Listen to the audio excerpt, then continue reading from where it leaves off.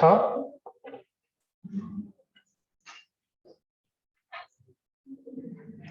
tell me if the voice and screen clear. Yes, all okay, good,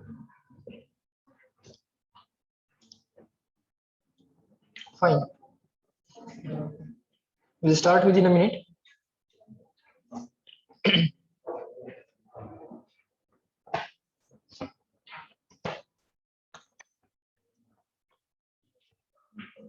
What was the last point? Tell me. क्या होता? हाँ? Question number 25. Bye. Question number 25. तसं basically NLM संपलेला आहे, fiction पण संपलेलं आहे. आता आपण फक्त क्वेश्चन्स प्रॅक्टिस करतोय, बरोबर ना? आता आपण फक्त क्वेश्चन्स प्रॅक्टिस करतोय, दुसरं काय नाही. आर्यन कुठे आहे?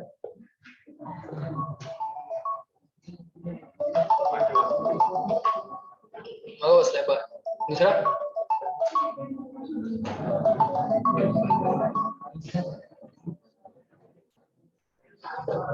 दुसरा कुठे आहे? तो पण मागं बसलाय. बर बर बर, ठीक आहे. बस बस. हा, तुम्ही काय चर्चा करताय?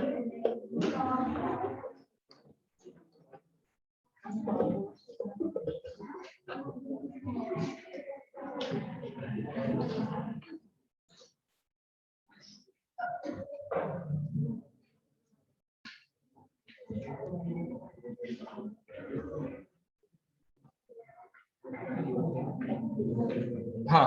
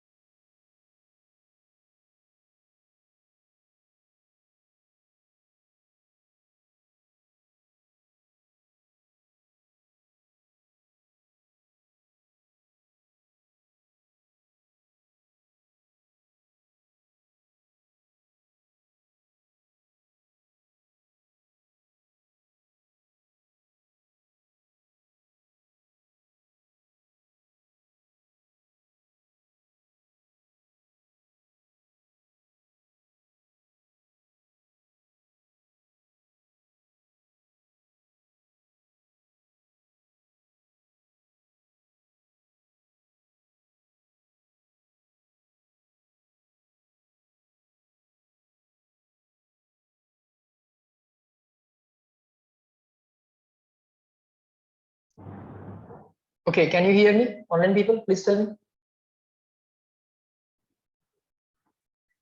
Can you hear me? Yes, fine. So I was saying that try to schedule yourself. इथनं घरी गेल्यानंतर तुमचं एक रुटीन ठरलं पाहिजे. अलग लक्षात, म्हणजे तुम्ही स्वतःला एक्झॉस्ट करून घेणार नाही. रोज घरी गेल्यानंतर विचार करत बसायचं काय कारण नाहीये की आता आता आता कुठला विचार करू किंवा आता कुठला सब्जेक्ट करू, कुठला अभ्यास करू. काय नाही, ठरलेला टाइम आहे त्या आता सब्जेक्टला देत चला. आणि एक बफर टाइम पण ठेवा. म्हणजे समजा त्या सब्जेक्टचा टाइम त्या सब्जेक्टला दिला, पण अजून थोडासा वेळ लागणार आहे त्या सब्जेक्टचं काम कम्प्लीट करायला त्या दिवसाचं, मग तो बफर टाइम वापरा. आलं का लक्षात? सो माझं असं एक्सपेक्टेशन आहे की तुम्ही आता टू स्टार्ट विथ 4 स्लॉट करू शकाल, दीड तासाचे. दीड तासाचे 4 स्लॉट, 3 सब्जेक्ट आणि एक बफर टाइम, बरोबर का? बेसिकली दीड तास म्हणजे 4.5 तास झाले. त्याच्यामध्ये प्रत्येक सब्जेक्टचं जे काय काम आहे, मॉड्यूलचं काम, करंट चॅप्टरचं जे काय असेल ते जर कम्प्लीट झालं असेल तर त्यानंतरचा टाइम कशासाठी वापरा. आता टाइम तर ठरलाय फिजिक्सचा, मग समजा फिजिक्सचा जो काय टाइम ठरलाय त्या टाइम मध्ये काय करणार, पहिल्यांदा मॉड्यूलचं काय काम आहे का आता करंट चॅप्टर जो चालू आहे त्याचं पहिल्यांदा कम्प्लीट करा.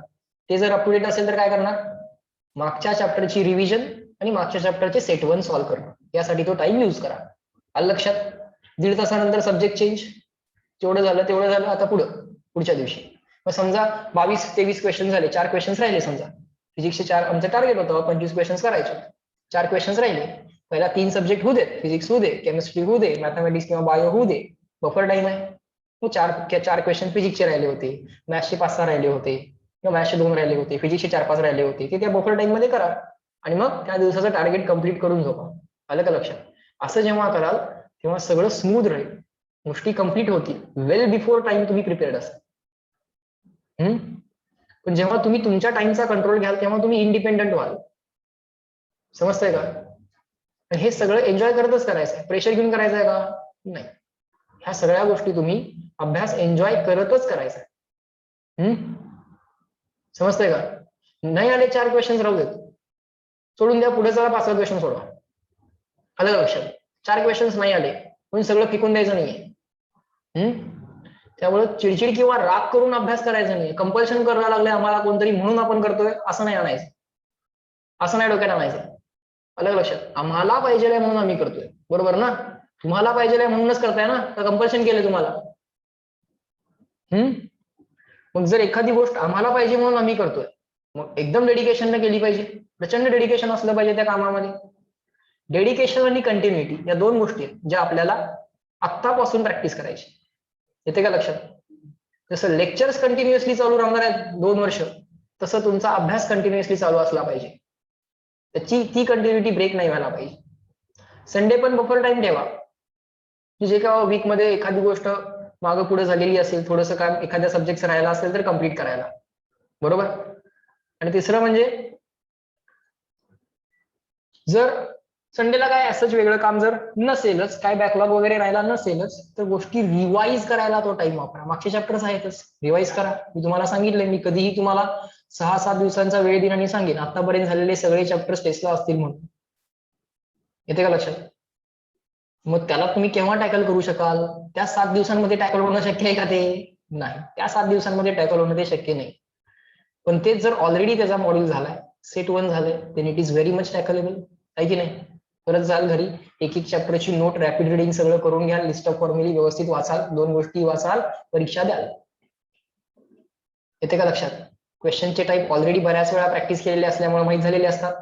एकदा फक्त ओव्हरव्ह्यू करून घेतला, सगळ्या नोट वाचून घेतल्या, नोट मध्ये भरपूर सॉल्ड एक्झाम्पल्स आहेत, ऑलमोस्ट प्रत्येक सॉल्ड एक्झाम्पल ऑलमोस्ट आपण केलेलं आहे, एखाद दुसरं तुम्हाला असाइन केलं असेल, बरोबर. इथे सॉल्ड एक्झाम्पल्स रिवाइज होतील, थेरी रिवाइज होईल, लिस्ट ऑफ फॉर्म्युली तुम्ही रोज घरी गेल्यानंतर एक 10-15 मिनिटं देऊन तुम्ही अपडेट करताय, असं मी अजून पण अज्युम करतोय. करताय का तुम्ही? रोजचं काम तेच आहे. जो काय तुम्ही 1.5 तास जो काय सब्जेक्टला देताय आता, हळूहळू तो 2 तास व्हायला पाहिजे, हळूहळू तो 2.5 तास व्हायला पाहिजे, पण आता स्टार्टिंगला आपण 1.5 तास करूया. असंच आता तुमच्याकडे एवढं काय लोड दिलंय का तुम्हाला की 24 तासांपैकी 23 तास तुम्ही लोडेडच आहात? असं काय आहे का? नाही. हे झोपायला सुद्धा 15 मिनिटे मिळतात, असं काय आहे का? असलं काय नाही. मस्त तुम्ही 7-8 तास झोपत असणार आहे, हो ना? स्वतःला विचारा, कशाला 6 वाजले, कशाला 8 वाजले, 10ला जायचंय, असं असणार आहे, बरोबर ना? त्याच्यापेक्षा उठून चला आता हा फिजिक्सचा स्लॉट करून टाकूयात किंवा हा केमिस्ट्रीचा करून टाकूयात, संध्याकाळचं काम सकाळी केलं काय अडचण आहे का? हा, उद्याचं काम आज केलं काहीच अडचण नाही, आज संध्याकाळचं काम आज सकाळी केलं काहीच अडचण नाही. म्हणजे सब्जेक्ट ना थोडं थोडं टाइम तुम्ही द्यायला चालू करा, हळूहळू त्या गोष्टी पण मी तुम्हाला सांगायला चालू करेन. हळूहळू तुम्ही पहिल्यांदा स्वतः विचार करा, स्वतःचं शेड्युलिंग करायचा प्रयत्न करा, त्या शेड्यूलमध्ये सब्जेक्ट्सना टाइम द्यायला चालू करा. एकदा तुम्ही सब्जेक्ट्सना टाइम द्यायला चालू केला की सब्जेक्टचं काम आपोआप पुढे पुढे पुढे पुढे जायला चालू होतंय. येते का लक्षात? पण जर आम्ही टाइमच नाही दिला, मग अचानकपणे आज फिजिक्स पण करायचंय, उद्या केमिस्ट्रीचं सबमिशन पण आहे, प्रॅक्टिकलचं पण लिहायचंय, हे पण करायचंय, ते पण करायचंय, मग सगळंच घेऊन बसायचं एका वेळी, मल्टीटास्किंग, 2 हातांवर तुम्हाला लिहिता येत नाही, बरोबर? मग काय करणार आहे? सगळे एका दिवशी येऊन पडतंय. त्याच्यापेक्षा रोजचं रोज काम करत गेलो, आलं का लक्षात? कंटाळा न करता त्या दिवशी ते काम कम्प्लीट करा. सो या लॉजिकनं जायला पाहिजे तुम्ही. कारण हे नंतर तुम्हाला सारखं सारखं कोण सांगणार नाही, हे लक्षात घ्या. आता स्टार्टिंग मध्ये जर सांगितलं, सवय लागली तर तुम्हाला ते रुटीन होऊन जातं, परत तुम्हाला सांगायची गरज लागत नाही.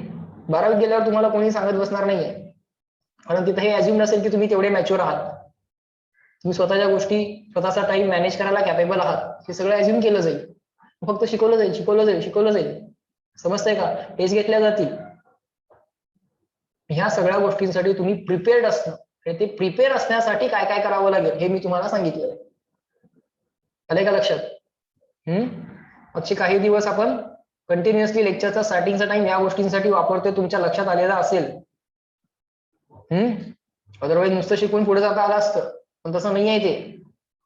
त्याची रिव्हिजन पण तितकीच महत्वाची आहे. तुम्ही तुमच्या वेळेचा कंट्रोल स्वतःकडे घेणं हे पण तितकंच महत्वाचं आहे. सो 3 लेक्चर झाल्यानंतर घरी परत 3 स्लॉट मिनिमम होणं गरजेचं आहे, प्रत्येक सब्जेक्टचा एक स्लॉट. त्यानंतर 1 स्लॉट बफर स्लॉट म्हणून ठेवा, म्हणजे जे काय टार्गेट आहे, सरांनी 25 क्वेश्चनचं टार्गेट दिलंय दिवसाचं, 21च झाले, 4 क्वेश्चन राहिलेत ना, you should complete on the same day before you sleep. कळतंय का? मग तो एक बफरचा स्लॉट. समजतंय का? मग असे जेव्हा तुमचे स्लॉट्स वाढायला चालू होतील, किंवा जसं स्लॉटची लेंथ वाढायला चालू होईल, जसं की आता स्लॉटची लेंथ मी तुम्हाला सांगतो की 1.5 तास, इज दॅट ओके? पण 1.5 तासाचं लेक्चर तुम्ही करताय, so you are very much comfortable with concentration of 1.5 hour. अगदी 40 मिनिटाचा स्लॉट करा असं मग मी काय म्हणणार नाहीये. 1.5 तासाचा slot to start with should be okay. पण हळूहळू तुम्ही स्वतःच्या कॅपॅसिटीज ओळखा. स्वतः जर तुम्ही एक्झॉस्ट होत नसाल तर तो स्लॉट 2 तासापर्यंत गेला तर ठीक आहे, अदरवाईज राहू दे 1.5 तास, काय अडचण नाही. घेऊ आम्ही त्यानंतर 15 मिनिटं ब्रेक, परत 1.5 तास बसू, परत 15 मिनिटं ब्रेक, परत 1.5 तास बसू. आलं का लक्षात? पण फ्रेश होऊन बसू आपण. 2 लेक्चरच्या मध्ये ब्रेक येतोय, मागचं लेक्चर विसरता, पुढचं लेक्चर करता की नाही? सगळं फिजिक्सचं लेक्चर विसरून आता नंतर केमिस्ट्रीच्या लेक्चरमध्ये जाता की नाही? त्यावेळी फिजिक्सचं काय डोक्यात येतं का? नाही. का? कारण की मध्ये 10-15 मिनिटाचा ब्रेक झालेला असतो, तुमचा ब्रेन फ्रेश झालेला असतो, परत सगळं केमिस्ट्रीचं इनपुट घ्यायला तो रिकामा असतो. आलं का लक्षात? तसं तुमच्या अभ्यासाच्या स्लॉटचं व्हायला पाहिजे. कळते का मी काय काय बोलतोय? म्हणजे अभ्यास करा, एका सब्जेक्टचा ब्रेक घ्या, परत एका सब्जेक्टचा अभ्यास करा, त्या सब्जेक्टचा टाइम संपला की सोडून द्या, पुढे चला, पुढचा सब्जेक्ट घ्या, कसं काम कम्प्लीट करा, पुढे चला. 5-10 मिनिटं मागं पुढे ठीक आहे, एखादं मिनिट हातातलं सोडवून कम्प्लीट करण्यासाठी 90 मिनिटाच्या ऐवजी 100 मिनिटं लागेल, 1.5 तासाच्या ऐवजी 90 मिनिटाच्या ऐवजी 100 मिनिटं लागेल, ठीक आहे. परत 15 मिनिटं ब्रेक, परत पुढच्या सब्जेक्टची 90 मिनिटं. समजतंय का? असं तुम्ही करायला चालू केलं की तुम्हाला फार ती मजा यायला चालू होईल. तुम्हाला त्या रुटीनला एन्जॉय करता आलं पाहिजे. मग तुम्ही रुटीन मध्ये वरती खाली करा. आज गेल्या पहिला फिजिक्स केला होता, तुम्ही बी गेल्या पहिल्यांदा मॅथमॅटिक्स केला, किंवा गेल्या पहिल्यांदा बायोलॉजी केला, दॅट इज ऑल्सो ओके. ते त्या सगळ्या फ्रीडम तुमच्याकडे आहे. पण तुम्हाला मी एक बेसिक स्ट्रक्चर सांगायला लागलोय, that you should schedule your self. आणि शेड्यूल साठी जी एनॉलॉजी तुमच्या समोर आहे ती आहे आपल्या सकाळच्या लेक्चरची एनॉलॉजी. लेक्चर शेड्यूल्ड आहेत की नाही? आहेत. सो त्यांचा सिलेबस पुढे जात राहतोय. तसं तुमच्या सब्जेक्टचा टाइम शेड्यूल्ड असला तर तुमचा सब्जेक्ट रिवाइज होत जातोय. ते आत्तापासून करावं लागेल. ऑन पेपर पण करायचा प्रयत्न करा. मी घरी गेलो, तो पेपर काय बरोबर असला पाहिजे. आता काय करायचं आहे? 2 ते 4:30 फिजिक्स करायचं आहे, किंवा 2 ते 3:30 फिजिक्स करायचं, करा. 3:30 वाजले ब्रेक घ्या. एक्झॉस्ट करू नका स्वतःला, पुढचा सब्जेक्ट पण करायचा. आलं का लक्षात? असं कम्प्लीट करायला चालू करा. आणि टार्गेट काय आपलं, daily minimum 25 questions to start with. हळूहळू ते तुमचं वाढेल सुद्धा. होत आहेत का तुमचे 25 क्वेश्चन्स डेली कम्प्लीट? कोणाकोणाचे होत आहेत हात वर करा. ऑनलाईन वाले पण सांगा येस नो. 25 सर होत आहेत आमचे क्वेश्चन्स. होत आहेत. 20 कोणाकोणाचे होत आहेत? आणि 25 सांगितलं तर काही लोक मिळतील की नाही 20च घ्यायला लागले. पण मी जर 20च सांगितलं असते तर सर मग 15च व्हायला असं. तसं नको आहे ना आपल्याला. परीक्षेमध्ये किती सोडवायचे आहेत आम्हाला? एका तासात 25 क्वेश्चन सोडवायचे आहेत की नाही? जेडब्ल्यूचा विचार केला तर एका तासात किती सोडवायचे? 25. बरोबर. नीटचा विचार केला तर एकच तास वेळ घेऊ आपण, ठीक आहे, 10-15 मिनिटं आपण वाढवू शकतो कारण सलग 3 तास आहे पेपर.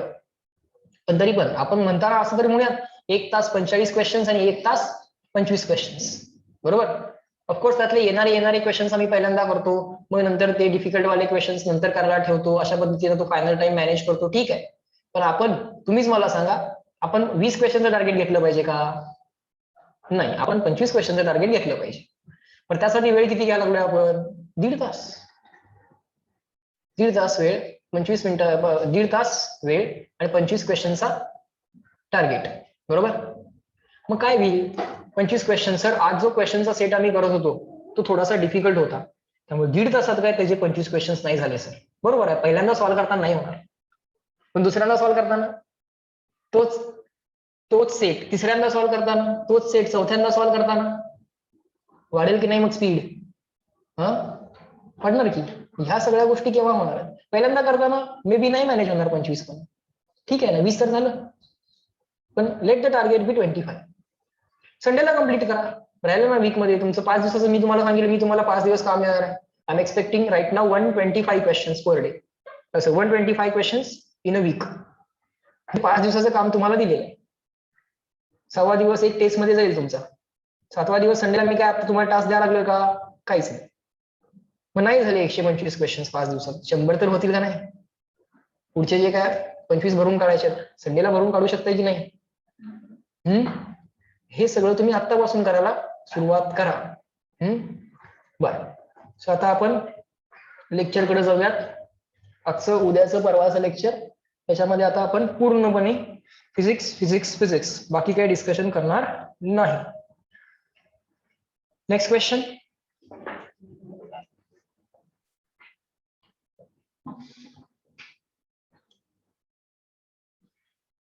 Question number 26. या लिहा question number 26. Body of mass 400 ग्राम. काय दिलंय? Small M. मास म्हणायचं नाही आता. काय दिलंय विचारलं की तुम्ही लेटर सांगाल ना. स्मॉल एम किती दिलाय? 400 ग्राम. ग्रामला काय लिहिता येईल? How many KG? ग्रामला किती? 10⁻³ kg. ग्रामला रिप्लेस करा म्हणावं. हा, 400 ग्राम म्हणजे 0.4 kg कळतंय मला. डायरेक्टली कळत असेल डायरेक्टली. पण ग्राम, 1 ग्रामला कसं रिप्लेस करा? 1 gram is 10⁻³ kg. 1 kg is equal to how many gram? 10⁻³ gram. 1 gram म्हणजे किती केजी? 10⁻⁻, नाही बरोबर, 10⁻³ kg. बर. The body of mass 400 grams slides on the rough horizontal surface. Horizontal surface smooth असेल तर फ्रिक्शन 0, रफ असेल तर फ्रिक्शन नॉन 0. फ्रिक्शन असणार. बर. फ्रिक्शन आहे तर आहे.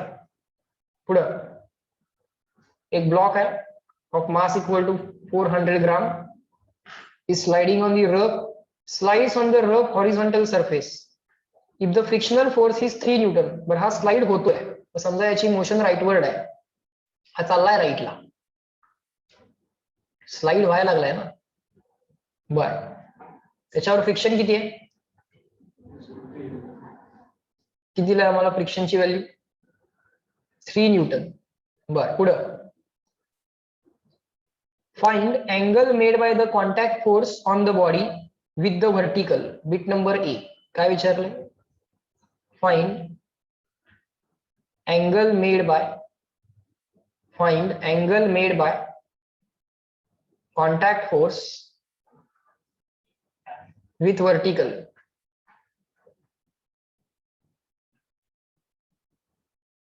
Bit number B, the magnitude of the contact force. The contact force चा magnitude. The magnitude of contact force. The magnitude of contact force. बरं, कॉन्टॅक्ट फोर्स चे दोन टाइप्स, टँजेन्शियल आणि नॉर्मल. कॉन्टॅक्ट फोर्स हा दोन टाइप मध्ये divide करता येतो. कसा टँजेन्शियल अँड नॉर्मल.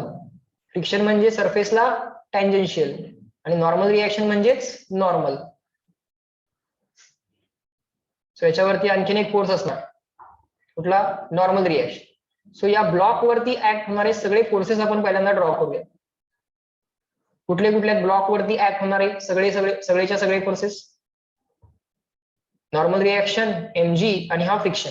इकडे कुठला फोर्स नाहीये, पण ऑब्जेक्ट इनिशियली राईटला ढकलला गेलाय, तो स्लाइड होत चाललाय. आता थोड्या वेळानं थांबणार आहे, तो थांबणार आहे. बरोबर, इकडे काय कुठला कॉन्स्टंट फोर्स वगैरे नाहीये, मोशन फक्त दाखवली आहे. सो हा एरो म्हणजे कुठलाही फोर्स नाहीये, ही फक्त मोशन दाखवायसाठी तो एरो दाखवलेला आहे. बर, सो कॉन्टॅक्ट फोर्स म्हणजे नॉर्मल रिएक्शन आणि फ्रिक्शन. कॉन्टॅक्ट फोर्सचे दोन कंपोनंट असतात. तर नक्कीच हा कोण असणार आहे? Contact force. त्याचा पहिला कंपोनंट जो असेल तो कंपोनंट म्हणजे कोण? Normal reaction. आणि दुसरा component of the contact force म्हणजे कोण? फ्रिक्शन. लक्षात ठेवा. सो हा ट्रायंगल कंप्लीट करा, हा ट्रायंगल कंप्लीट करा. हा जो काय कॉन्टॅक्ट फोर्स आहे, या कॉन्टॅक्ट फोर्सनं FC न व्हर्टिकल बरोबर केलेला अँगल विचारलेला आहे. या कॉन्टॅक्ट फोर्सनं व्हर्टिकल बरोबर केलेला अँगल विचारलेला आहे. कॉन्टॅक्ट फोर्सनं व्हर्टिकल बरोबर केलेला अँगल दाखवतात लॅम्डा या लेटरनी. कुठलं लेटर आहे हे? Lambda. Alpha, beta, gamma, delta, theta, इटा, झीटा, लॅम्डा. बरोबर ना? काय या लेटरचं नाव? लॅम्डा. बरोबर. काय विचारलंय आम्हाला? कॉन्टॅक्ट फोर्सनी केलेला. FC कोण आहे? बरं, इथं FC नाही लिहिलं पाहिजे, इथं काय लिहिलं पाहिजे? F, फ्रिक्शन आणि नॉर्मल रिएक्शन. फ्रिक्शन हा टँजेन्शियल फोर्स आहे, नॉर्मल रिएक्शन हा परपेंडिक्युलर फोर्स आहे. सो या कॉन्टॅक्ट फोर्सला तुम्ही दोन पार्ट मध्ये रिझॉल्व्ह केलंय, एक टँजेन्शियल टू द सरफेस आणि एक perpendicular to the surface. So या कॉन्टॅक्ट फोर्सनं व्हर्टिकल बरोबर केलेला अँगल तुम्हाला विचारलेला आहे. काय करूयात तुम्ही मला सांगा. आता हा F जर मी इथं लिहू शकतोय, तर इथे लिहू शकतोय की नाही? तोच F मी इथं लिहू शकतोय की नाही? हा F इथं काढलाय, तर इथं पण काढू शकतोय. सो हा कोण झाला आपला? FC. हा कोण झाला? नॉर्मल. हा कोण झाला? Friction F. आणि हा अँगल लॅम्डा आपल्याला पाहिजे. काय करता येईल मग? कुठला रेशो वापरता येईल? Sine cos tan. कुठला रेशो वापरूया सांगा? काय असेल सोल्युशन? सर, नॉर्मल रिएक्शन अशी व्हर्टिकली अपवर्ड आहे, फ्रिक्शन असा लेफ्टला आहे, तो इथं पण काढू शकतो किंवा इथं पण काढू शकतो. बरोबर, हाच फ्रिक्शन आपण इथं काढला तरी चालेल. नॉर्मल रिएक्शन आणि फ्रिक्शनचा रिझल्टंट म्हणजे कॉन्टॅक्ट फोर्स. कारण नॉर्मल रिएक्शन आणि फ्रिक्शन हे कॉन्टॅक्ट फोर्सचे काय आहेत? कंपोनंट्स आहेत. तोच फ्रिक्शनचा फोर्स तुम्ही इथेही काढू शकला असता. आणि हा अँगल तुम्हाला लॅम्डा विचारलेला आहे. तुम्हाला FC ची व्हॅल्यू माहिती आहे का? नाही. तुम्हाला नॉर्मल रिएक्शनची व्हॅल्यू माहित होऊ शकते, कारण नॉर्मल रिएक्शन इक्वल टू किती असणार आहे? mg. कारण व्हर्टिकल मध्ये बॅलन्स आहे की इम्बॅलन्स आहे? Balance. So all upward equal to all downward. So n is equal to mg. So n चा विषय समजतोय. फ्रिक्शन पण काढता येते. नाही, त्यांनी दिलेच सर, आपल्याला काय टेन्शन घ्यायची गरज नाही. सो कुठला रेशो वापरूयात? अपोजिट साइड माहिती आहे आणि ऍडजस्टंट साइड पण माहित होऊ शकते. कुठला रेशो वापरूयात? टॅन. सो लॅम्डा काढायसाठी पहिल्यांदा टॅन लॅम्डा काढूयात. टॅन लॅम्डा काय येणार? Opposite upon adjacent. अपोजिट म्हणजे फ्रिक्शन, ऍडजेसंट म्हणजे नॉर्मल रिएक्शन. सर, फ्रिक्शन दिले 3 न्यूटन. ठीक आहे, ते नंतर सबस्टिट्यूट करू. पहिल्यांदा नॉर्मल रिएक्शनची व्यवस्था करा. Do the arrangement for the normal reaction. What is the normal reaction? n is equal to mg. m आहे का माहित आम्हाला? आहे, टिक मार्क. g ची व्हॅल्यू 10, f ची व्हॅल्यू दिली आहे त्यांनी. किती दिले? Friction 3 Newton. मास किती आहे बाळ? 400 × 10⁻⁴ -3 किंवा 0.4 म्हणायचं असेल म्हणा 0.4, मला काही अडचण नाही. इंटू जी ची व्हॅल्यू किती 10. बघा माझी एक सवय तुम्ही ऑब्झर्व केली असेल, जेव्हा जेव्हा मी सबस्टिट्यूशन करतोय तेव्हा तेव्हा मी ब्रॅकेट टाकतोय, म्हणजे मला जर एखादी मिस्टेक झाली कॅल्क्युलेशन मध्ये तर ती मिस्टेक शोधणं सोपं होईल. बरं, आता हा 10⁻³ बघा इकडं, हा 10⁻³ हा 10 हा 100 होईल ना, 00 म्हणजे 100, तो 100 आणि हा 10 1000 झाला, हा 100 आणि हा 10 किती झाला 1000, तो 1000 आणि हा 10⁻³ एकमेकांना कॅन्सल, कारण हे 10⁻³ म्हणजे 1/1000 बरोबर का, हे 1/1000 आणि ते 1000 एकमेकांना कॅन्सल, म्हणजे 3/4, म्हणजे आन्सर किती आलं 3/4. अरे कोणत्या अँगलचा tan 3/4 असतो? 35 का 37? नक्की का? करून बघूया आपण. 3, 4, 5. 3 च्या अपोजिट स्मॉलर साईडच्या opposite smallest angle, smallest side smallest angle, largest side largest angle 90, middle side middle angle 53. बरोबर आहे. tan 37 किती असणार आहे 3/4 असणार. tan ऑफ लॅम्बडा 3/4 आहे, इम्प्लाइज दॅट लॅम्बडा किती असला पाहिजे 37 डिग्री असला पाहिजे सर. जमलं? हिट नंबर ए सॉल्व झाला आपला. म्हणजे कॉन्टॅक्ट फोर्स हा कशा कशाचा रिझल्टंट असतो सांगा बरं? नॉर्मल रिएक्शन आणि फ्रिक्शनचा. कॉन्टॅक्ट फोर्स कशाचा रिझल्टंट आहे बोला? नॉर्मल रिएक्शन आणि फ्रिक्शन. करेक्ट.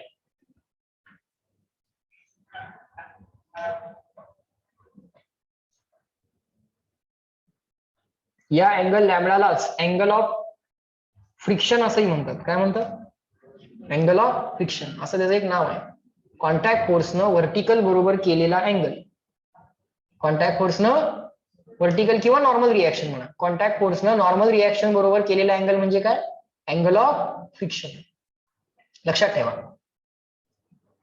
तोच अँगल त्यांनी आता विचारला होता. पुढे काय विचारले? The magnitude of the contact force. या परत या पायथागोरस ट्रायंगल मध्ये तुम्हाला फ्रिक्शन माहित आहे, तुम्हाला नॉर्मल रिएक्शन माहित आहे, कॉन्टॅक्ट फोर्सचा मॅग्निट्यूड काढू शकाल की नाही? किती असणार तो? कुठला रूल वापरणार? इथे अँगल 90 आहे, मग पायथागोरस वापरला तर चालेल का? उगाच असते √a² + b² + 2ab cos θ. ते करत बसायची गरज नाही. θ 90 आहे ना. फ्रिक्शन आणि नॉर्मल रिएक्शन यांच्यामध्ये अँगल किती आहे 90. दोन वेक्टर मधला अँगल 90 असेल किंवा दोन वेक्टर मधला अँगल θ असेल तर त्याच्या रिझल्टंटचा मॅग्निट्यूड काय असतो? √a² + b² + 2ab cos θ. पण तो θ = 90 असल्यामुळे cos θ म्हणजे cos 90. cos 90 किती होणार 0. मग √a² + b² + 2ab cos of 90. cos 90 0. मग 2ab cos θ चे आन्सर किती आलं 0. सो हे सगळं ओरली करू शकतोय आपण आणि आपण असं म्हणू शकतो की instead of that a² + b² + 2ab cos of angle between the two vectors. एक वेक्टर आहे नॉर्मल रिएक्शन, एक वेक्टर आहे फ्रिक्शन. नॉर्मल रिएक्शन आणि फ्रिक्शनचा रिझल्टंट म्हणजे कॉन्टॅक्ट फोर्स. पण सर तो angle between normal reaction and friction 90 आहे आणि cos 90 0, त्यामुळे ही कंप्लीट टर्म काय येणार आहे 0.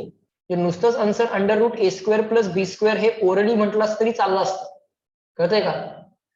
तेवढं तरी कशाला म्हणत बसा? तुम्हाला दिसतोय ना पायथागोरस इथं? दिसतोय की नाही? दिसतोय. सो बीट नंबर बी लिहूया. चला, बीट नंबर बी चं सोल्युशन कसं येईल बघा. हा, बीट नंबर बी साठी काय ठरलं आपलं? सर हा फ्रिक्शन आहे, हा नॉर्मल रिएक्शन आहे आणि या दोघांचा रिझल्टंट म्हणजे कोण आहे? Contact force. तोच फ्रिक्शन तुम्ही इथे ड्रॉ केला तरी चालतोय, काय अडचण नाही. हाच फ्रिक्शन तुम्ही वरती ड्रॉ केलाय. बरोबर. सो नॉर्मल रिएक्शन आणि फ्रिक्शनचा रिझल्टंट म्हणजे कॉन्टॅक्ट फोर्स. आणि हा अँगल किती आहे 90. सो किती आला कॉन्टॅक्ट फोर्सचा मॅग्निट्यूड? √ फ्रिक्शनचा स्क्वेअर प्लस n चा स्क्वेअर. हा, फ्रिक्शनची व्हॅल्यू किती आहे? फ्रिक्शनची व्हॅल्यू किती आहे 3. नॉर्मल रिएक्शनची व्हॅल्यू काढा, किती आहे ती? mg. बर, m किती आहे 400 ग्राम. सो 400 × 10⁻³ जी ची व्हॅल्यू 10. बरोबर आहे, 4 येते ते, कारण हे 100 आणि हे 10. 100 × 10 किती झालं 1000. 1000 ला 10⁻³ कॅन्सल, कॅन्सल म्हणजे 1. 1 into 4 हे आन्सर येणार 4. झालंच की असंच काय राहिलं नाही, हे ओरली करता येते. √3² + 4² दिसायला लागले तुम्हाला. एफ ची व्हॅल्यू 3 त्यांनी स्वतः दिलेली आहे, 3 न्यूटन. नॉर्मल रिएक्शनची व्हॅल्यू 4 न्यूटन. आता जेव्हा जेव्हा नॉर्मल रिएक्शन लिहित असतोय तेव्हा मी न्यूटन हा कम्प्लीट वर्ड लिहितोय, कारण मला एन आणि एन मध्ये कन्फ्युज व्हायचं नाहीये. √3² + 4² म्हणजे √5². म्हणजे कॉन्टॅक्ट फोर्सचा मॅग्निट्यूड किती आला? 5 न्यूटन आला. जमलं? उद्या परीक्षेमध्ये जर कॉन्टॅक्ट फोर्स आम्हाला विचारला तर कॉन्टॅक्ट फोर्स म्हणजे काय असणार आहे? It is a resultant of normal reaction and friction. बरोबर? या कॉन्टॅक्ट फोर्सनं नॉर्मल रिएक्शन बरोबर केलेला जो अँगल आहे त्या अँगलचं नाव काय आहे? नाही, त्या अँगलचा सिम्बॉल लॅम्बडा आहे. नाव काय त्याचं? Angle of friction. सिम्बॉल त्याचा लॅम्बडा आहे. हा कॉन्टॅक्ट फोर्स FC, हा फ्रिक्शन आणि हा नॉर्मल रिएक्शन. FC न नॉर्मल रिएक्शन बरोबर केलेला अँगल त्याला म्हणतात अँगल ऑफ फ्रिक्शन. लिहा.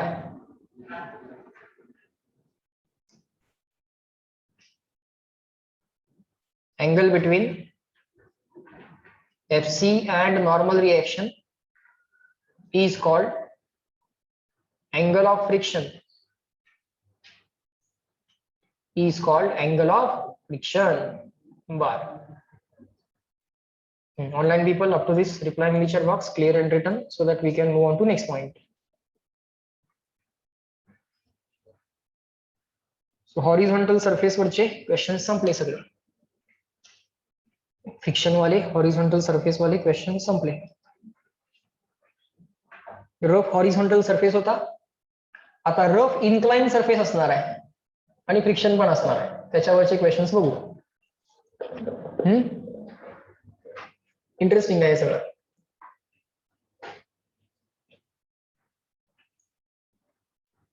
चला नेक्स्ट. Write down.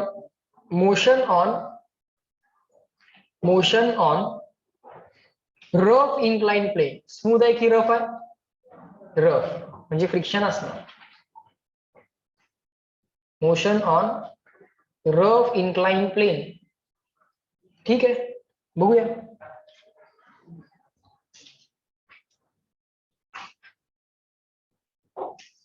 एक इन्क्लाइन प्लेन ड्रॉ करूया.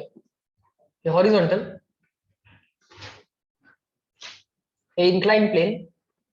इन्क्लिनेशन म्हणजे गिवन प्लेननं हॉरिझॉन्टल बरोबर केलेला अँगल म्हणजे काय? इन्क्लिनेशन.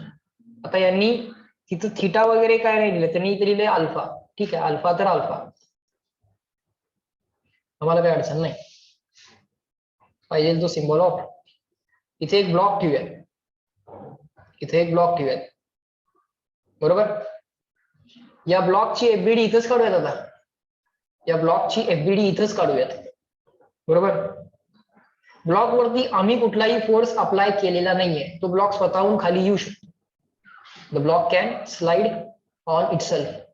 आम्ही कुठलाही फोर्स लावला नाहीये. हा, ग्रॅव्हिटीचा फोर्स आहे पण त्याच्यावर आम्ही लावला नसेल, पण ग्रॅव्हिटीने लावलाय. सो पहिला फोर्स कुठला असेल या ब्लॉक वरचा? mg. तो कसा असेल? Vertically downward. सो हा झाला तुमचा mg.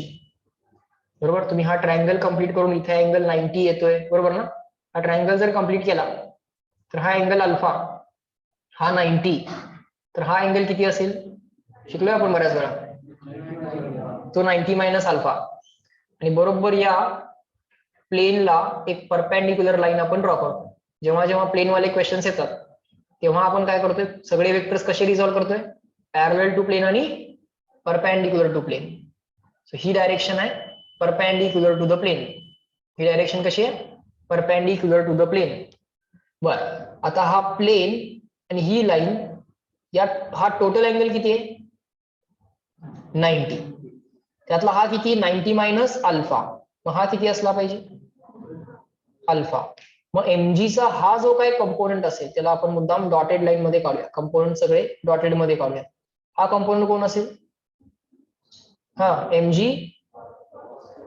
mg कॉस अल्फा का थीटा? आता अल्फा म्हटले तर अल्फा. आणि mgचा बळांनो हा कंपोनेंट काय असेल? mg sin alpha. हा mg sin अल्फा काय म्हणतो या ब्लॉकला? Slide down. बरोबर. पण समजा फ्रिक्शन कॅपेबल असेल तर या mg sin अल्फाला बॅलन्स करायला फ्रिक्शन कॅपेबल असेल तर ब्लॉक खाली येणार नाही. टेंडन्सी काय आहे ब्लॉकची? ब्लॉक खाली येणार नाही येणार नंतरची गोष्ट आहे, पण टेंडन्सी काय? स्लाइड डाऊन की slide up? Slide down. Friction आलं तर कुठल्या डायरेक्शन मध्ये यायला पाहिजे? अपवर्ड, अप द इन्क्लाइन की डाऊन द इन्क्लाइन? जे आलं तर फ्रिक्शन असंच येणार आहे. आलं तर फ्रिक्शन असंच यायला पाहिजे. कळतंय का? फ्रिक्शन आलं, आपण काय बाहेरनं फोर्स लावलाय का? नाही, अजून तर नाही लावला. या केसमध्ये तर, या सिच्युएशन मध्ये तर आम्ही काय फोर्स लावलेला नाहीये. सो फ्रिक्शन आलं तर ते असंच येणार. बर, normal reaction by the surface ती कशी येणार? ब्लॉक वरची नॉर्मल रिएक्शन तिकडे येणार आणि या इन्क्लाइन प्लेन वरची नॉर्मल रिएक्शन इकडे आली असती. आम्हाला कोणाची एफबीडी काढायची आहे? इन्क्लाइन प्लेनची की ब्लॉकची? ब्लॉकची. ही ब्लॉक वरची नॉर्मल रिएक्शन. बरोबर. आता इथं आपण असं म्हणू शकतोय का? पहिल्यांदा एफएस मॅक्स काढा. काय काढा? एफएस मॅक्स काढा. एफएस मॅक्स कॅल्क्युलेट करा. एफएस मॅक्स किती येणार बघा? Mu S into normal reaction. Normal reaction कशी काढणार आपण? Perpendicular to plane. ब्लॉक काय मूव्ह होतोय का? नाही, पॅरलल टू प्लेनच मूव्ह होतोय. जी काय मोशन आहे, जे काय एक्सलरेशन आहे ते अलॉंग द प्लेनच आहे किंवा पॅरलल टू प्लेनच आहे. परपेंडिक्युलर टू प्लेन काय मोशन आहे का? नाही. सो इकडं परपेंडिक्युलर टू प्लेन, बॅलन्स की इम्बॅलन्स? बॅलन्स की imbalance? So normal reaction is equal to किती आलं? mg cos alpha. So mu S into mg into cos alpha. हे काय आहे? FS max. जर एफएस मॅक्स ची व्हॅल्यू mg sin अल्फा पेक्षा मोठी असेल तर फ्रिक्शन कॅपेबल आहे की non capable? If FS max ची व्हॅल्यू मोर दॅन किंवा इक्वल टू आहे कुणाला? mg sin अल्फाला, तर फ्रिक्शन कॅपेबल असेल की नॉन कॅपेबल? ब्लॉकची मोशन त्याला नको आहे ना. फ्रिक्शन काय म्हणतं? रिलेटिव्ह मोशन नको आहे. बरोबर. मॅक्सिमम फ्रिक्शन किती येऊ शकतं? FS max. रिक्वायरमेंट किती फ्रिक्शनची आहे? mg sin alpha. तेवढी रिक्वायरमेंट सॅटिस्फाय होऊ शकते की नाही? होऊ शकते. असं जर असेल तर फ्रिक्शनची व्हॅल्यू किती येणार? असं जर असेल तर पहिल्यांदा सांगा मला, ब्लॉक रेस्टला असेल की मोशन मध्ये येईल? जर FS max is more than mg sin alpha, FS max म्हणजेच कोण? Mu S into mg cos alpha ची व्हॅल्यू जर more than mg sin alpha असेल तर ब्लॉक कसा असेल? रेसला की मोशन मध्ये? ब्लॉक रेसला असेल. आता ब्लॉक रेसला आहे तर friction as per the requirement येईल ना? का प्रत्येक वेळी मॅक्सिममच फ्रिक्शन येईल? मॅक्सिमम एवढं येऊ शकतं. म्हणजे काय, अदरवाईज जेवढी रिक्वायरमेंट आहे तेवढं येतं. रिक्वायरमेंट किती फ्रिक्शनची आहे? mg sin अल्फाला बॅलन्स करायची रिक्वायरमेंट आहे. अँड ब्लॉक रेसला असेल आणि फ्रिक्शनची व्हॅल्यू किती असेल? बोला सर, mg sin अल्फा असेल. समजलं का? व्हॅल्यू किती असेल? mg sin अल्फा असेल. ही केस समजली का बघा? आपण कुठला फोर्स स्वतःहून लावलाय का? नाही. सो ही झाली पहिली इफ वाली case. Second up to this reply in the chat box. CW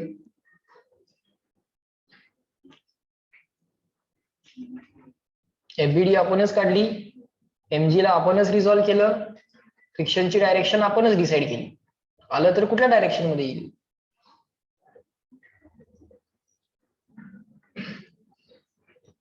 झालं. पण सर समजा एफएस मॅक्स कॅपेबल नाहीये. If FS max maximum force of static friction is less than कोण? रिक्वायरमेंट कितीची आहे? फ्रिक्शन सोडून बाकीचे कोण कोण आहेत? फ्रिक्शन सोडा, बाकी कोण कोण आहेत? एकटाच आहे, mg sin अल्फा. त्यालाच बॅलन्स करायचा. फ्रिक्शन सोडून बाकीचे कोण कोण आहेत बघितले? mg sin alpha. त्याला बॅलन्स करायला फ्रिक्शन कॅपेबल आहे का? नाही. देन ब्लॉक रेसला की मोशन मध्ये? ब्लॉक मोशन मध्ये असेल सर, बरोबर. ब्लॉक मोशन मध्ये असेल. फ्रिक्शनची जी व्हॅल्यू असेल ती किती असेल? ब्लॉक तर मोशन मध्ये.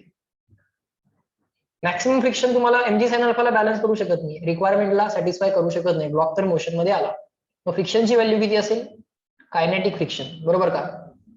फ्रिक्शन किती असेल? इक्वल टू कायनेटिक फ्रिक्शन असेल. आणि कायनेटिक फ्रिक्शन काय असतं? म्युके इंटू नॉर्मल रिएक्शन. किती आहे नॉर्मल रिएक्शन? दिसतंय सरळ सरळ डायग्राम मध्ये. नॉर्मल रिएक्शन किती आहे? mg cos alpha. That will be the value of friction, बरोबर का? सो आता अलॉंग द इन्क्लाइन एफबीडी काढा. आता ब्लॉक मोशन मध्ये आहे ना, मोशन मध्ये आहे, आणि ती मोशन विथ ऍक्सलरेशन असणार आहे. बॅलन्स आहे की इम्बॅलन्स आहे? फ्रिक्शन बॅलन्स करू शकलंय का? रिक्वायरमेंटला सॅटिस्फाय करू शकलंय का फ्रिक्शन? नाही. बॅलन्स की इम्बॅलन्स? इम्बॅलन्स. कोण जिंकलाय? mg cos mg sin alpha की फ्रिक्शन? कोण जिंकलाय? mg sin alpha. mg sin alpha जिंकलाय आणि फ्रिक्शन हरलंय. सो ब्लॉक ऍक्सलरेटिंग डाऊन की ऍक्सलरेटिंग अप? Accelerating down. झाला ऍक्सलरेटिंग डाऊन. सो ब्लॉकचं ऍक्सलरेशन डाऊन द इन्क्लाइन काढायचा क्वेश्चन असतो तुमचा. एकतर ते 0 येऊ शकलं असतं या केसमध्ये, या केसमध्ये ब्लॉक मूव्ह झालाच नसता ना, त्या केसमध्ये ब्लॉकचं ऍक्सलरेशन डाऊन द इन्क्लाइन 0 आला असतं, आणि या केसमध्ये ते नॉन 0 येईल. कळतंय का? दोन केसेस आहेत. एफएस मॅक्स कॅपेबल असेल तर काय, आणि एफएस मॅक्स कॅपेबल नसेल तर काय. समजलं का? हा, एफबीडीचं इक्वेशन सांगा.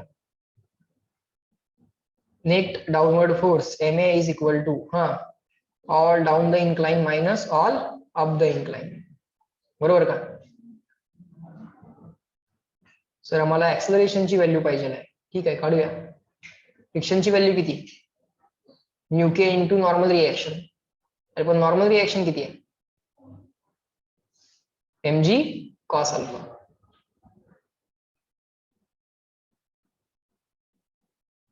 mg cos alpha.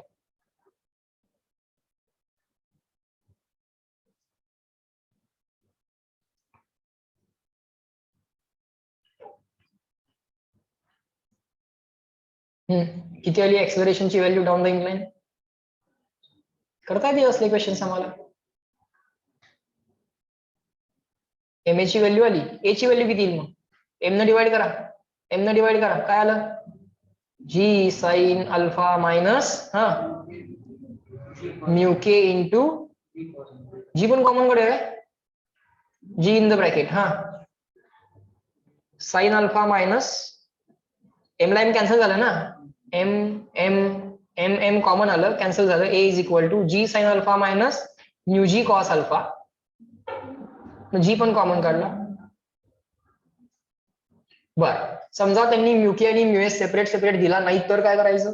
म्यूके equal to mu s equal to mu घ्यायचं. जर म्यूएस म्यूके सेपरेट दिला नाही तर काय करायचं? बोला. Mu k equal to mu s equal to mu, बरोबर. Online people up to this reply in the chat box. CW.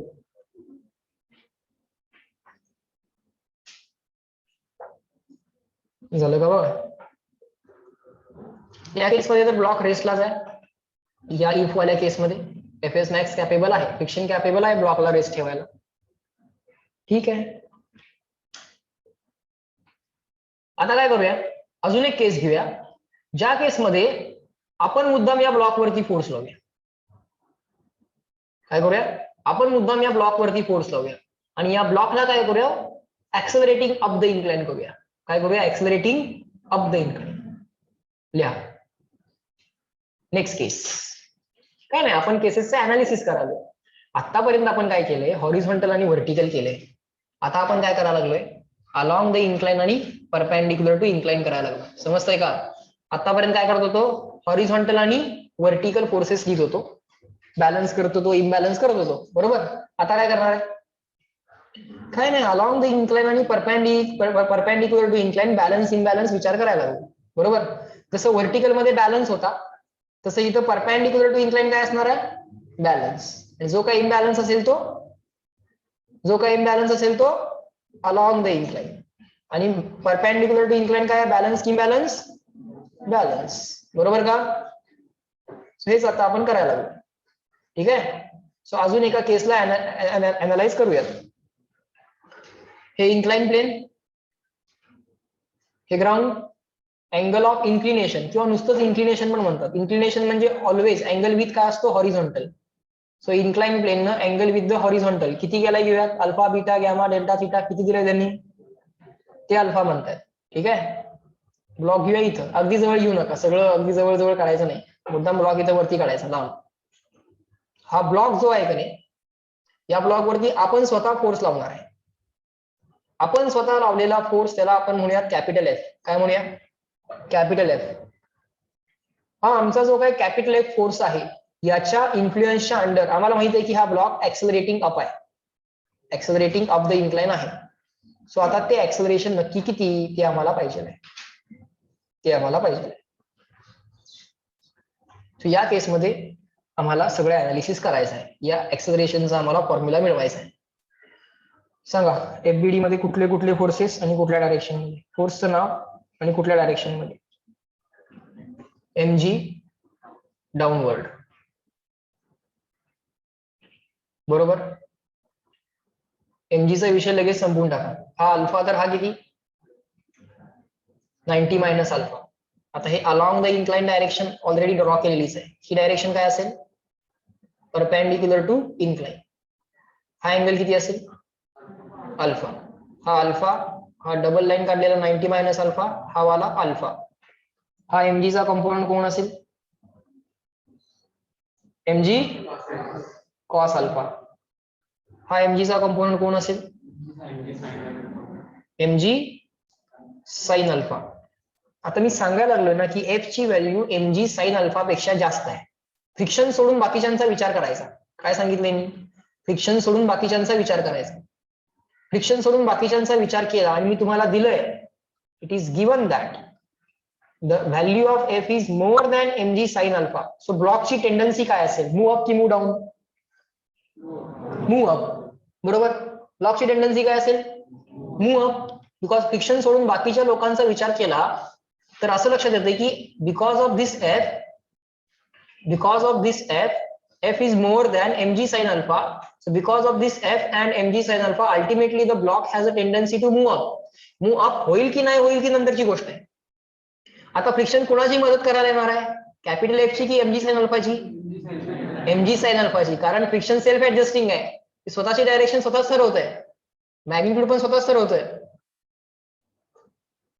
काय झालं बघ त्याला, झोपलाय का, झोपलायस? काय नाही सर, सगळं रिवाइज करत होतो मागचं. काय आलं, आहे का लक्ष, आलायच नाही तर मग बर. आता फ्रिक्शन काय करणार, कोणाची मदत करणार, mg साइन अल्फाची. जर पॉसिबल झालं तर फ्रिक्शन काय करेल, या ब्लॉकला रेस्ट ठेवायचा प्रयत्न करेल. समजा नाही पॉसिबल झालं तर मात्र हा ब्लॉक ऍक्सेलरेटिंग अप होईलच. समजतंय का? सो फ्रिक्शन जे येणार ते कसं येणार, आता ते ड्रॉ केलं इथं पाहिजे. ठीक आहे, तिथंच करूया. मग इथंच थोडीशी जागा करूयात. इथं कोण येणार मदतीला, फ्रिक्शन. बरोबर. आता आपल्याला ठरवावं लागेल कोण जिंकलंय. फ्रिक्शन सोडून बाकीच्यांचा विचार केला तर कोण जिंकलंय, एफ जिंकलाय. नेट अपवर्ड फोर्स, फ्रिक्शन सोडून नेट अपवर्ड फोर्स किती आहे, F minus mg sine alpha. हा काय झाला, फ्रिक्शन सोडून नेट अपवर्ड फोर्स झाला का, फ्रिक्शन सोडून बाकीच्यांचा नेट फोर्स किती आला, F minus mg sine alpha. या F minus mg sine alpha असा नेट अपवर्ड फोर्स झाला.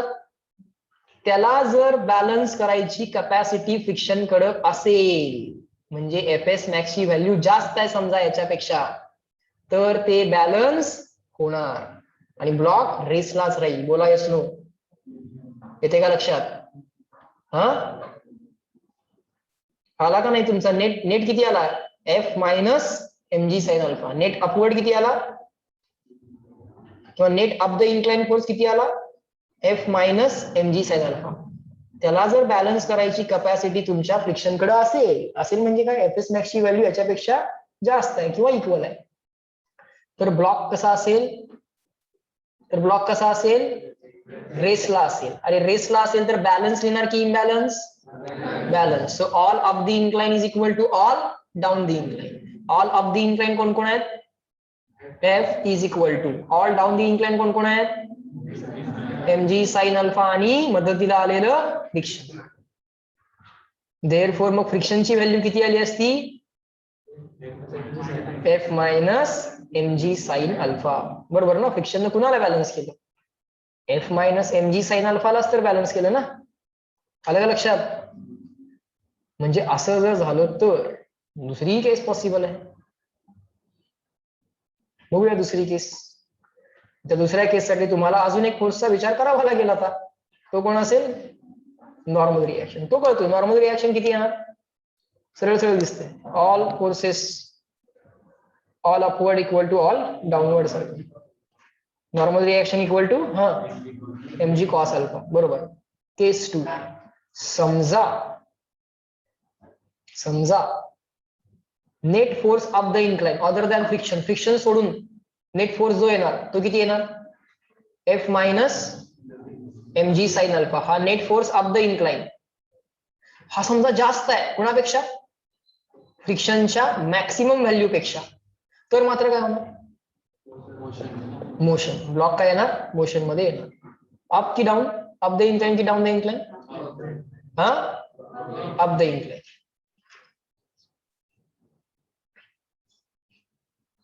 मग हा कॅपिटल एफ हा तुमचा mg साइन अल्फा, मदतीला आलेलं friction.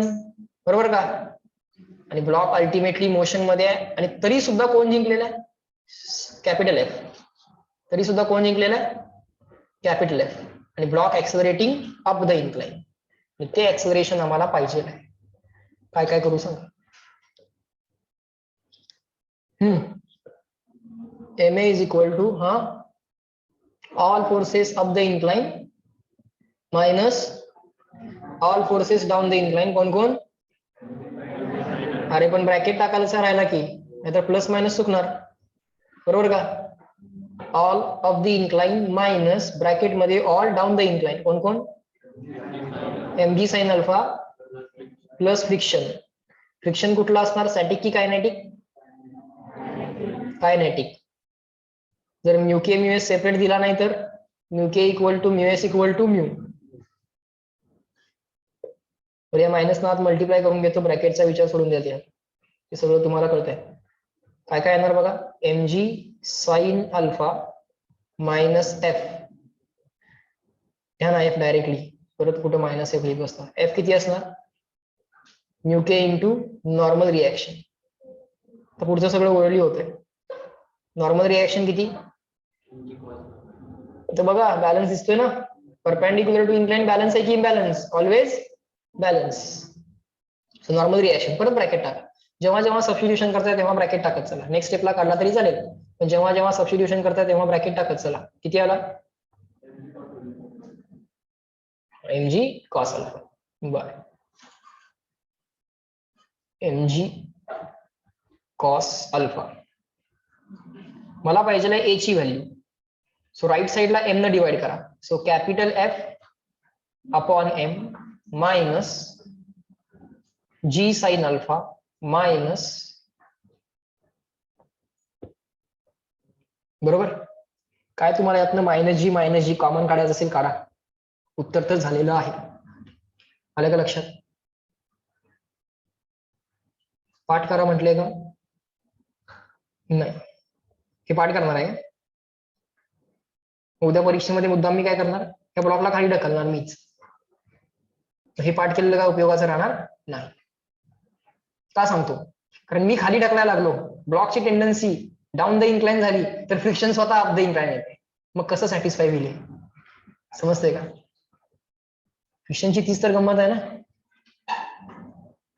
Friction is a necessary evil. Friction काय, friction is necessary evil. Friction पाहिजे. फ्रिक्शन नसतं तर काय झालं असतं, फ्रिक्शन नसतं तर काय झालं असतं सर? टोटल चॅप्टर 30च्या ऐवजी 39 झाले असते. हा, असं वाटतं तुम्हाला? एकही चॅप्टर झाला नसता फ्रिक्शन नसतं तर. का? Why you are able to write on the book or the notebook? Glass वरती लिहून दाखवा बॉल पेन. बारीक फ्रिक्शन असेल त्यामुळे, अगदीच बारीक फ्रिक्शन आहे त्यामुळे ते पॉसिबल पण आहे. बरोबर? एकदम स्मूथ सरफेस वरती चालून दाखवा, पॉसिबल आहे का? नाही. रफ सरफेस वरती चालणं सोपं आहे. सो तिथं काय व्हायला लागलंय, जेव्हा तुम्ही ग्राउंड वरती चालत असता तेव्हा फ्रिक्शन ऍक्च्युअली तुम्हाला मदत करते, माहितीये का तुम्हाला? फ्रिक्शन मोशनला अपोज केलाय का कधी? नाही. ते मोशनला अपोज करेल किंवा असिस्ट करेल, पण फ्रिक्शन ऑलवेज काय करते? रिलेटिव्ह मोशनला अपोज करते. बरोबर? फ्रिक्शन ऑलवेज काय करते?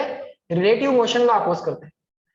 मग बाळांनो इथं बघा, एक ऍडिशनल पॉईंट लगेच कव्हर करून टाकूया. समजा you are trying to walk on the ground. बरोबर? You are trying to walk on the ground. तुम्ही जेव्हा इथं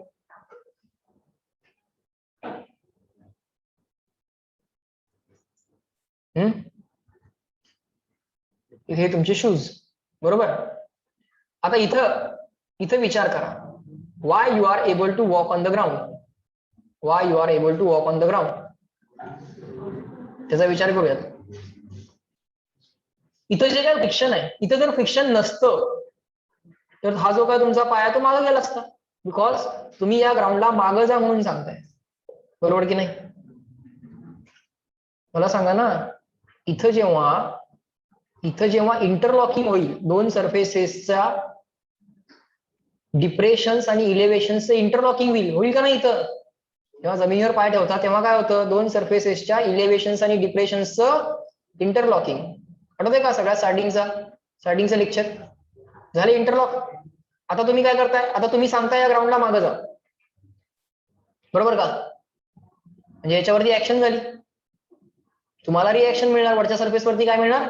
रिएक्शन मिळणार. सो हा जो काय फोर्स आहे, हा कुठला फोर्स आहे? It is a force of friction. So हा फ्रिक्शनचा फोर्स वरच्या सरफेसला पुढे जाण्यासाठी मदत करतोय. येते का लक्षात? येते का लक्षात? नाही. फ्रिक्शनचा ट्राय काय आहे? रिलेटिव्ह मोशनला अपोज. समजतंय का? रिलेटिव्ह मोशनला अपोज. हा जो काय टॉप सरफेस आहे, हा टॉप वाला सरफेस ग्राउंडला मागं जा म्हणून सांगतोय. ग्राउंड काय करते? टॉप सरफेसला पुढे जा. समजतंय का? येते का लक्षात? मग इथं जे काही इंटरलॉकिंग होतं, दोन सरफेसेस मध्ये जे काही इंटरलॉकिंग होतं, तिथं जे काही फ्रिक्शन क्रिएट होतं, त्यातला हा जो काय फ्रिक्शन वाला पार्ट आहे, हा तुम्हाला मदत करतो. This friction part helps you to walk on the ground. समजतंय का? बर, फ्रिक्शनचं काम तेवढंच आहे, रिलेटिव्ह मोशनला अपोज. ते अपोजच करायचा प्रयत्न करते. बरोबर का? समजतंय का? मला सांगा ना, तुमचा पाय असा स्लाइड होत मागं जातोय का?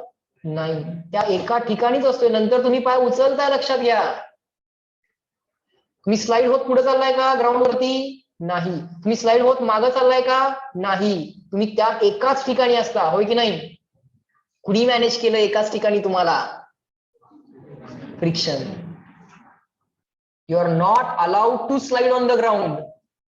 येते का लक्षात? सो तुम्ही तुमच्या पायावरती बॅकवर्ड फोर्स लावलेला असतो. समजतंय का? पण फ्रिक्शन म्हणतं तुमचा पाय जर मागं स्लाइड झाला तर ते मला चालणार नाही. Your leg will move with respect to ground. म्हणून फ्रिक्शन असा अपोजिट फोर्स लावतं. आलं का लक्षात? या फ्रिक्शनच्या फोर्सनी कुणाला बॅलन्स केलंय? तुमच्या पायावरती असा बॅकवर्ड फोर्स आहे. अदरवाईज तुमचा पाय असंच मागे गेला असता की नाही? गेला असता की नाही? त्याला कुणी बॅलन्स केलं? फ्रिक्शननी. त्यामुळे तुमचा पाय एकाच ठिकाणी राहिला. तो मागं पण स्लाइड नाही झाला, पुढं पण स्लाइड नाही झाला. मग तुम्ही तो पाय उचलला, पुढे टाकला. समजतंय का? समजतंय का?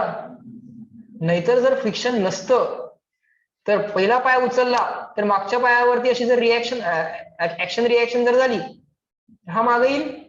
समजतंय का? तुम्ही घसरून पडाल इमिजिएटली. उभं राहता येणं पॉसिबल होणार नाही. फार फार तर तुम्ही एक्झॅक्टली स्ट्रेट उभं राहाल. समजतंय का?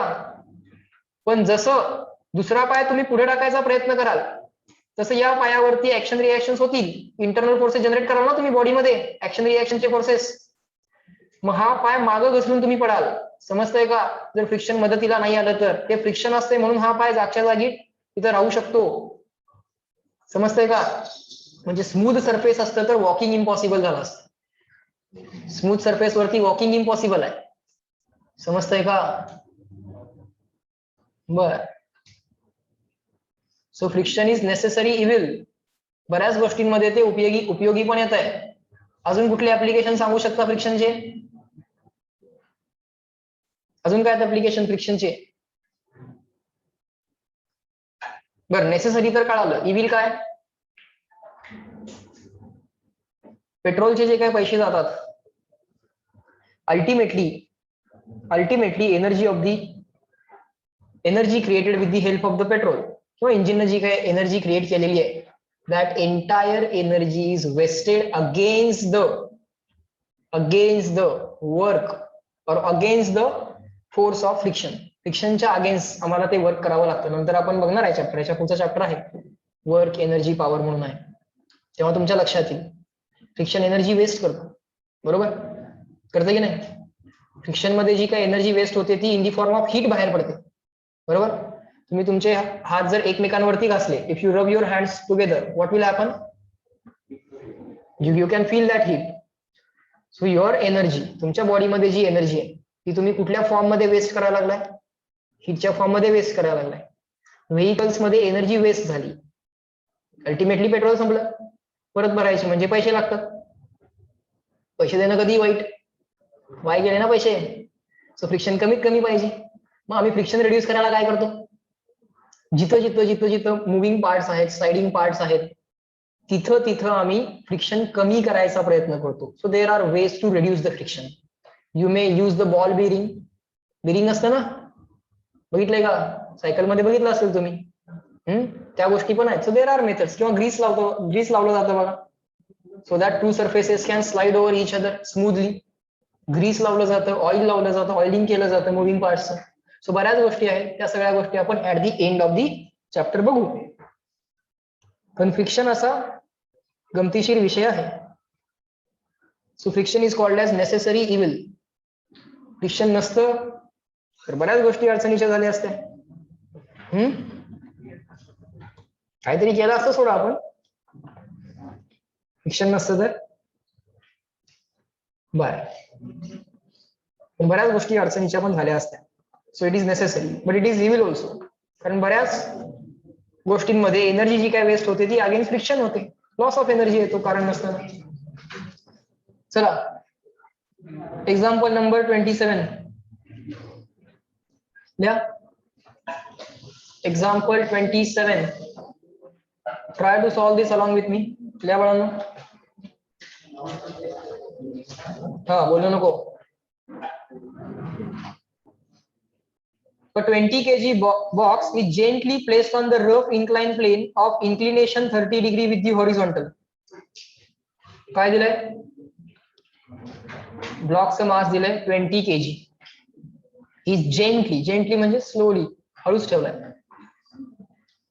is placed on the rough inclined plane of inclination. किती दिलंय inclination? 30 degree.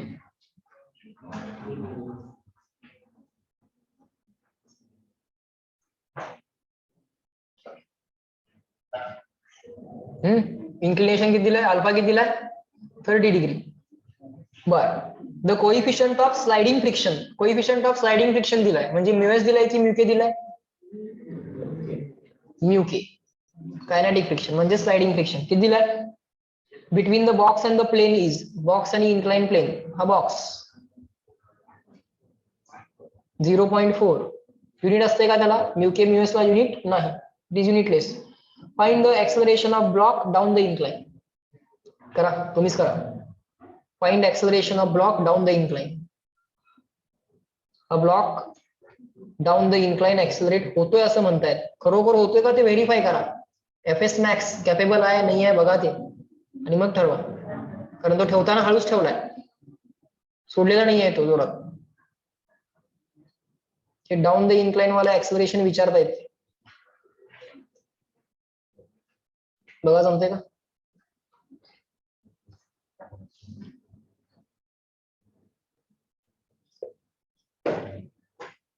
एफबीडी करूयात की डायरेक्टली लिहूयात का. इकडे कोण येणार डायरेक्टली, mg कॉस अल्फा. इकडे कोण येणार डायरेक्टली, mg साइन अल्फा. हे डायरेक्टली करता येते. आता प्रत्येक वेळी mg वगैरे करत बसू नका, do the smart work. He normal reaction. Friction आलंच तर कुठल्या डायरेक्शन मध्ये येणार, अप द इन्क्लाइन की डाऊन द इन्क्लाइन. विचार करायचा. फ्रिक्शन सोडून बाकीची जी लोक आहेत हे तर बॅलन्स आहे, त्यांचा विचार सोडून द्या. mg sine alpha down the incline आहे, फ्रिक्शन आलंच तर कसं येणार, अप द इन्क्लाइन. बरोबर. मग आता एफएस मॅक्स चेक करावा लागेल, mg साइन अल्फा चेक करावा लागेल. एफएस मॅक्स जर कॅपेबल असेल तर ब्लॉक खाली येणार नाही, मग ऍक्सिलरेशन 0. आणि एफएस मॅक्स कॅपेबल नसेल तर येईल ब्लॉक ऍक्सिलरेटिंग डाऊन. आलं का लक्षात. हा, mg साइन अल्फाची व्हॅल्यू सांगा. m ची व्हॅल्यू 20, g ची व्हॅल्यू 10, साइन ऑफ अल्फा 30. किती आलं बघा,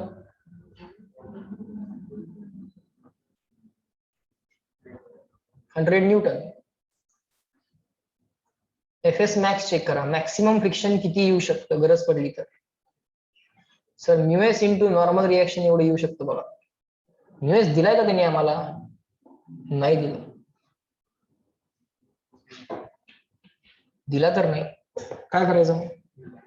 युके इक्वल टू घ्या आणि लिहा पुढे, बघूया काय होत आहे. हा, mg काय, अरे नॉर्मल रिएक्शन किती, नॉर्मल रिएक्शन किती, mg कॉस अल्फा.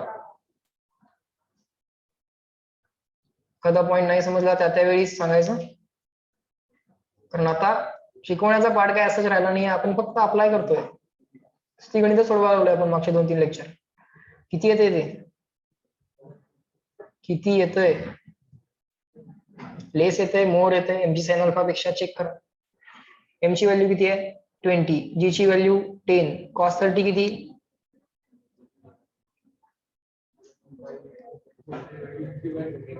cos 30 येणार आहे ना ते. एफएस मॅक्स मॅक्सिमम फ्रिक्शन किती येऊ शकतं, हे 200 इंटू 0.4 किती येणार, 80. ते कळते ना तुम्हाला आता. 200 इंटू 0.4, 4 2 8 होते, पॉइंट वगैरे ऍडजस्ट करा ते. cos 30 √3/2, 80/2 40, 40 गुणिले √3, √3 ची व्हॅल्यू 1.73.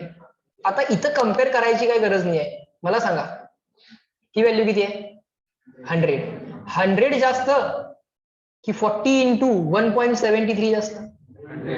अरे 40 इंटू 2 जरी केलं तरी 80 होते. 40 इंटू 2 जरी केलं तरी किती होतंय, 80 होतंय ना. आलं का लक्षात.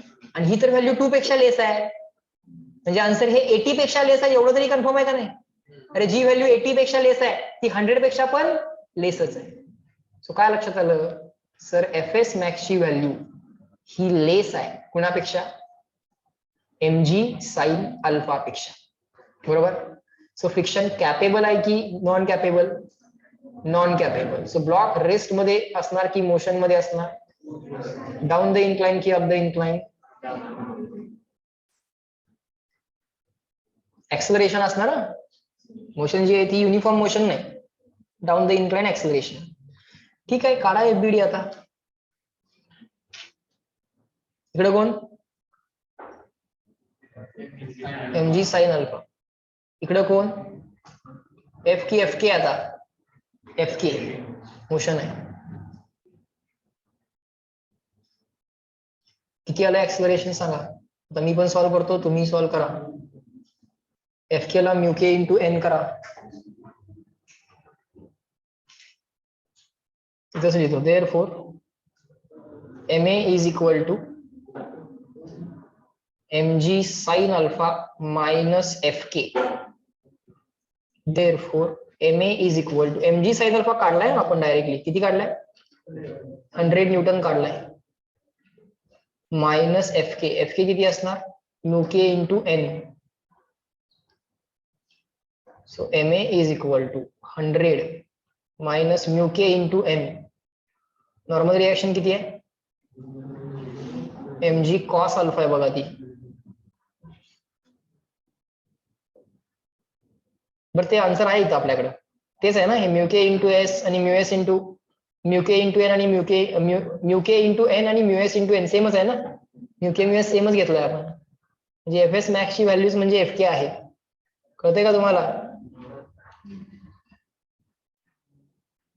तर टाका इथे व्हॅल्यू. म्यू के ची व्हॅल्यू 0.4, एम ची व्हॅल्यू 20, जी ची व्हॅल्यू 10, अल्फा ची व्हॅल्यू 30. सो 100 मायनस 200 इंटू 0.4 80 येईल ते. cos 30 root 3/2. 100 minus 40 root 3 is equal to MA. Up to this online people tell me clear and written so that we can move on to next one.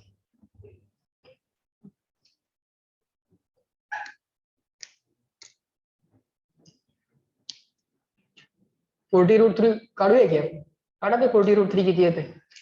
Exact answer पाहिजे आहे, काय अडचण नाही आहे. पहिल्यांदा M ने डिवाइड करून घेतलं तरी चालेल, लगेचच करा असं काही नाही. एम ने डिवाइड करून घ्यावं लागेल ना. एम ची व्हॅल्यू किती आहे 20, त्या हिशोबाने डिव्हिजन करा काय होते बघ. एम ए आलाय 100 मायनस 40 रूट 3. एम ए किती आलाय 100 minus 40 root 3. M A equals 100 minus 40 root 3. Mass आहे 20. विचारले एक्सेलरेशन. 20 ना राईट साइडला डिवाइड करा.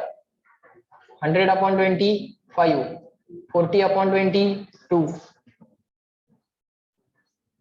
रूट 3 ची व्हॅल्यू 1.73. 1.73 चा डबल 73 चा डबल 146 म्हणजे 1.46 आणि 1 चा डबल 2 म्हणजे 3.46. कळतंय ना. 73 चा डबल 146, 0.73 चा डबल 1.46, 1 चा डबल 2, 2 आणि 1 3.46 ऍज इट इज. हा 3.46. 100 मायनस 46 54 बरोबर, म्हणजे 1.54. कळतंय ना. That many metre per second square. त्यांचं आन्सर काय आलं, त्यांचं 1.505 आलं, कारण त्यांनी जी ची व्हॅल्यू 9.8 घेतली, आपण जी ची व्हॅल्यू 10 घेतली. ठीक आहे, तेवढं चालतंय. CW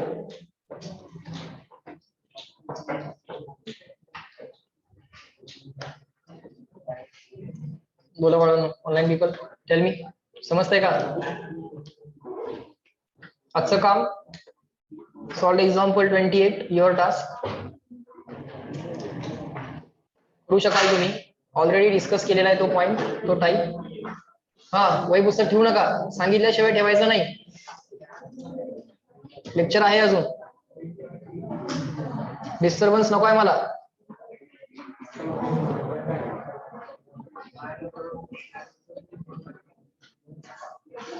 क्वेश्चन 28 लिहा युअर टास्क. होमवर्क मध्ये बघा आता कुठले कुठले क्वेश्चन्स आपण सॉल्व्ह करू शकतोय.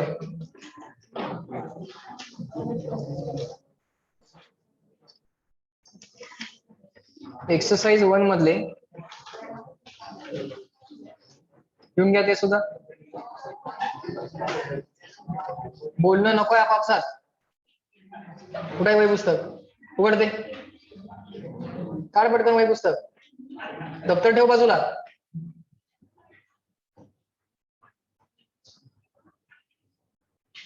किती गडबड आहे लेक्चर संपवायची, काय अडचण आहे.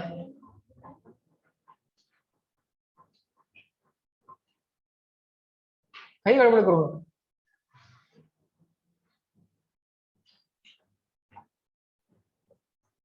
कुठल्या लेक्चरला असं नाही करायचं.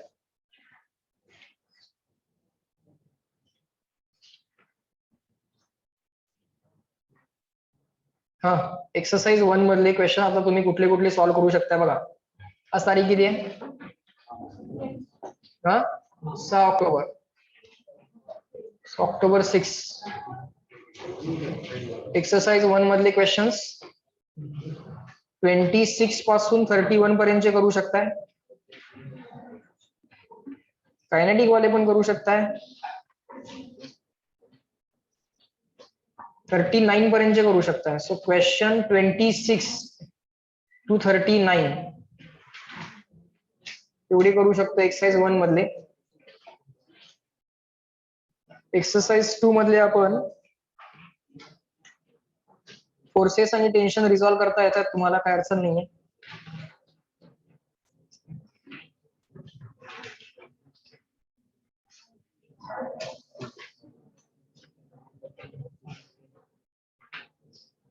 एक्सरसाइज 1 मधले किती दिले होते क्वेश्चन्स ऑलरेडी?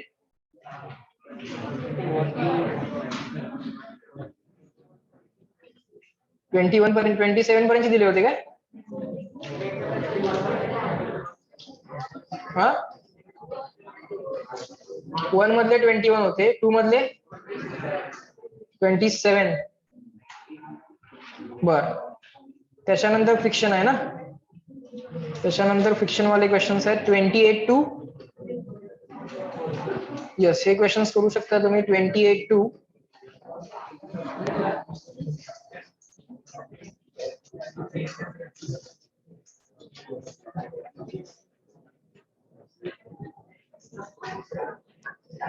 28 टू 40 सगळे करू शकता, काय अडचण नाही.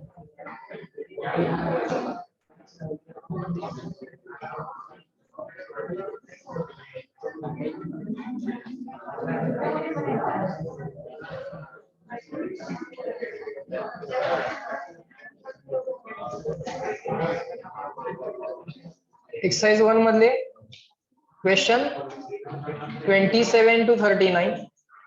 एक्सरसाइज 2 मधले क्वेश्चन 28 टू 40. एवढे सगळे करायला हरकत नाही. किती क्वेश्चन्स आहे टोटल? हे अराउंड किती होतात? हे 13 आणि हे अराउंड 30 क्वेश्चन्स आहेत, बरोबर. आज उद्या परवा 3 दिवस आहेत. सो कधीपर्यंत कम्प्लीट करा? 6 ऑक्टोबर आहे आज. सो 6, 7 आणि 8 कम्प्लीट करा. टेस्टचा पण अभ्यास आहे, साइड बाय साइड करत राहा. या चॅप्टरचं काय सेट 1 लगेच करायला सांगितलेलं नाहीये. सेट 1 रिवाइज चॅप्टरचं करा. ठीक आहे, चालेल. In this lecture we will stop at this point. Okay, fine. Chalo, bye. Let me end the lecture.